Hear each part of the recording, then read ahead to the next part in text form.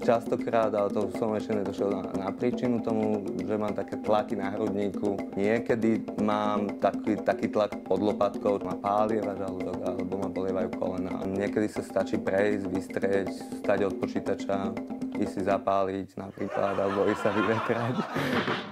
Vo východnej medicíne ukazuje bolesť tela na zóny spojené s určitými neriešenými či zanedbanými sférami života. Ak vás napríklad pobolieva v oblasti obličiek, mali by ste si doriešiť vzťahové a rodinné záležitosti. Telíčko ako také predstavuje skôr takú nejakú hraciu plochu nášho života, na ktorom sa prejavujú jednotlivé naše nefungovania. Väčšinu problémov, ktoré máme, spôsobuje spôsob nášho myslenia.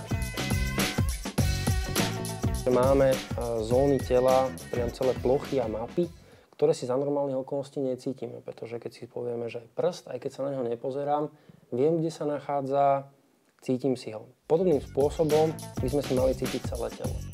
My si svoje telo vnímame najčastejšie vtedy, keď nás bolí. Takže to telo, keď chce pozornosť, tak začne bolieť. Keď už definitívne ma buď bolí chrbát, alebo krk, alebo niečo také, tak v podstate zbehnem na masáž, dám sa dokopy, nechám sa opraviť. Pomocou masáží a bodových masáží tela je možné ovplyvniť stavy vnútorných orgánov, ktoré nám potom pomáhajú lepšie zvládať životné situácie.